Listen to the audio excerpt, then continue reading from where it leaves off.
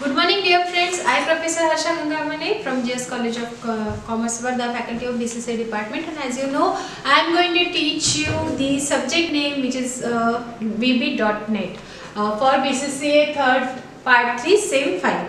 Okay, so in earlier videos we just look the unit number 1 and unit number 1 and 2 the functionality of the VB.NET, okay, like framework, advantages of framework and all. So after that we just create some enumeration, some structure, we working with the array and all. So the part of that second unit, which is nothing but the dialog boxes, we just not covered this topic of from the second unit because it is very much practically oriented. So we can, as per VB, like VB, in VB, like very much dialog boxes are provided by the IDE. Those dialog boxes are provided in VB.NET framework also. So we can use those dialog boxes in our application directly. Okay, like dialog boxes are like save, open, file, new. Those are the dialog boxes. Print. Those are the dialog boxes which we used directly in our in our application with the help of VB.NET framework. Okay, so those part is remaining from unit number 2. The next one is I am going to start the unit number 3. The first part of unit number 3 having the concept about the debugging and debugging tool, then menu creation and all. So those also the part which is more understandable if for the with the practical, okay, because those part are the practical oriented, means how we can create a menu and what is the functionality of the menu. As you know, when we create an application, the menu plays an important role in our application. It provides us the lots of items and options with the help of menu and menu item, which is used for increasing the creativity of the our application. That means when we create an application like this is nothing but the form, so it will provide us the menu bar. It will provide us menu bar which provide the number of menus like file, edit, and then this file and edit will having their own option like new, open. So those are the menus item which is included or encapsulated with the one name, that is nothing but the menu, and those particular menu we can provide on that particular menu item. We can provide the operation as per the name they perform their operation. Like new, it is used for opening the new window. Like open, it is used for the new is used for creating the new window, whereas the open is used for opening the existing window. So those are the option which is provided in the file. We can say the file menu or item of the menu which is used for create the easily working with the application. So on that particular menu item we can set the dialog boxes which is provided by the VB.NET framework, okay, which is we discussed earlier. So we can put that particular dialog boxes coding on this menu, which is very helpful for our application. Okay, so those are the part which is we done with the practically.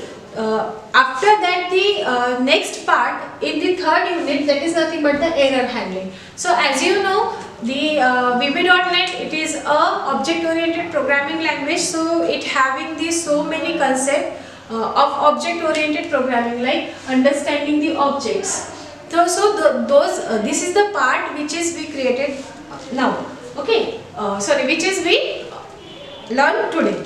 So understanding the object having the concept which is proper, we can say the property, or which is the basic of object oriented programming language, like encapsulation, inheritance, polymorphism, objects and classes. So as like means when we create the or when we use the VB.NET programming language, or when we create the VB programming with the console basis, then we can use all those object oriented concept. Okay, because VB.NET framework provide us the two type of programming. First is a Windows based programming and second one is a console based programming. So the concept of console based programming is as similar as Java, whereas the concept of Windows programming is similar as VB. So it is the combination, we can say, the provided by the VB.NET framework. So it provides the concept of object oriented programming, that is nothing but the encapsulation, method, properties, event, visibility, class, reusability, constructor, inheritance, overriding, polymorphism, overloading. Those are the concepts which is belonging with the object oriented programming. So one of the concepts from that, it is nothing but the error handling. So what is meant by error handling and how we can handle the error in VB.NET framework? So it is nothing but the situation, or we can say the coding. When those particular coding, when run this particular coding, then we know okay, this statement will perform some mistake, or which statement having some error while executing. So at means हमें ये पता है कि ये coding पे या ये इस पर्टिकुलर सिचुएशन या इस पर्टिकुलर लाइन पे कुछ एरर आ सकते हैं when the other users can use this application. So as per that particular need or required, we have to handle such type of the error which is recognized by the user. Okay, so those this is the statement which is used in VB.NET framework, that is try catch finally. It's used for handling that error which is upcoming from the user. So what is the syntax for the try catch and finally? First is a try, it is a keyword as you know, which is already learned by you in Java. Okay, so try having the statement which is executable statement, or we can say the statement which you have to be executed, okay, by the compiler. So try statement, then catch having the exception as a type, then when expression is over, then catch statement, we can use the multiple catch statement in one try. Then next one is a catch statement, then exit try. It is a new thing which is provided by the VB.NET, because we are ending the try, which we are not used in our previously statement, like previously Java programming. Okay, and next one is a finally, then end try. If I want to exit the try after the catch, then I just write the exit try, means whatever executed by the try statement, if those particular catch will be matched with the try, then it will exit. Okay, it goes outside the control which is having the try concept. Then finally, if no one catch matches with the exception which is thrown by the try, then finally catch statement will be executed, and after that the end try. It is new in our VB.NET framework syntax for the handling the error. Why it is important? Because this statement or this syntax is not provided in the Java, but the concept of try catch block, whatever we see in Java programming, it is a similar like as try catch for the handling the exception. Then what will be what does those things are done by whom? The system.exception will do all those things. Okay, the syntax is try, then try statement, then catch exception as a type. As type means we can create the object here. Okay, then when expression means whatever we want to be assign the expression, we can include the number of catch statement with the one try, but try exactly follow one catch statement. Then we can exit the try block with the perfectly matched with the catch statement. This particular statement is optional. We can use or we can refuse this statement in our programming. Then finally is the statement which when we use the multiple catch statement, then we can use the finally, and next one is an end try, and it is a important thing. So let's see the example. Suppose here we write the private sub command and click and buy something which is provided by the VB.NET framework while writing the code. Then we create the div n as an integer, means variable here. Then I write the try. Try, it is a statement for handling the error.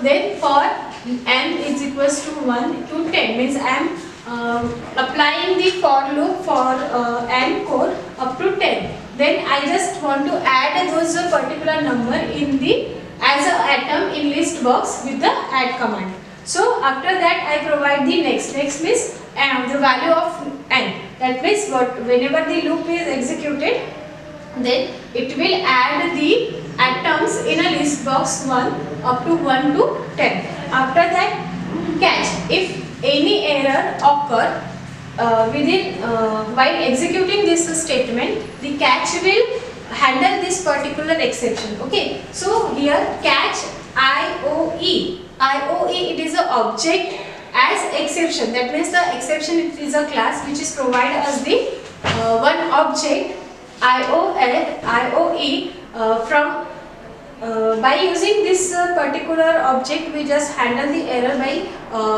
providing or printing our message. Okay, so in the message box with the help of exception object, I just show the to string, convert this particular message, and then I will print the message by using the message box. Then end try, that means I am ending the try block, and then end sub means ending the procedure. This is the smallest example where we used the try catch block. Okay, this is the optional things which is right in a square bracket. Okay, so we can use try, catch and end try with this small example.